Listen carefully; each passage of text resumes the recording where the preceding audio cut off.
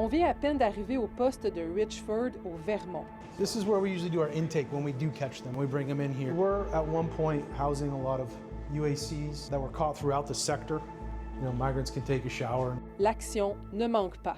Over the past few days, since the weather's warmed up, we've gotten a little busier again. Not as much big groups, but small groups. Ces 3 hommes viennent tout juste d'être arrêtés. Ils tentaient d'entrer illégalement aux États-Unis depuis le Canada.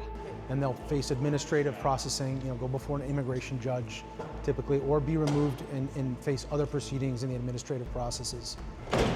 3 arrestations en une journée, rien d'inhabituel ici. En 2024, un record sans précédent. Près de 18 000 migrants clandestins ont été arrêtés, et ça, c'est seulement pour le secteur de Swampton.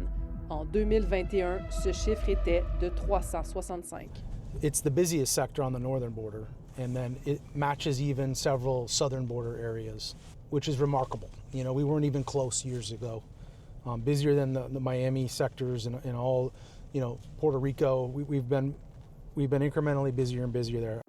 On traverse maintenant au nord du côté canadien. On voit qu'il y a eu des traces de pas.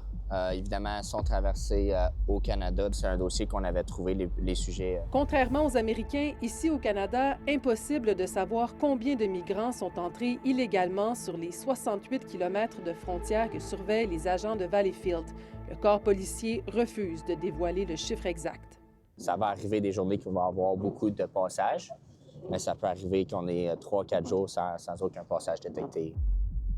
Mais la GRC se veut rassurante. Les policiers sont bien présents sur le terrain. Chaque trace devient une alerte potentielle. Fausse alerte. Chevreuil.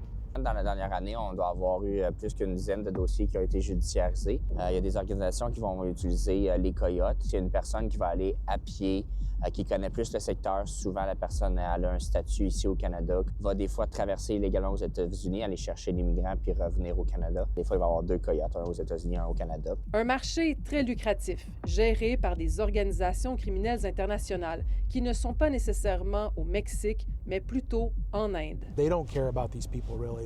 It's not a sensitive organization. They won't be guiding them on foot. They'll just give them the cell phone with a pin, and they have to go follow it to another pin where the load-up spot is down here. Meanwhile, there's a river in between. So that has actually been the cause of a couple people actually dying. Entre 2 et 5 000 $ sont exigés aux migrants pour traverser la frontière, souvent au péril de leur vie. On a eu beaucoup de recherche et sauvetage du côté humain, des situations qui te font vivre toutes les couleurs, que tu vois des enfants de 3 semaines, des enfants avec du papier d'aluminium autour des pieds en place de des souliers parce que les souliers sont trop mouillés.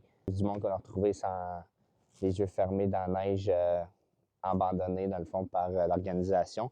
On veut les aider, malgré qu'il y a quand même notre travail à faire, qu'on va les arrêter. If there's one thing that we can get out to the people that are thinking about crossing, it's that it is dangerous up here on the northern border, especially this time of year.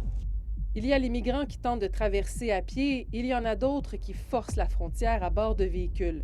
Cette séquence est passée à Stansted, au Québec, derrière la fameuse bibliothèque qui a fait les manchettes dernièrement. Irish groups and the Romanian groups, they would come down in vehicles, drive down the Canadian road and then cross through the fields here.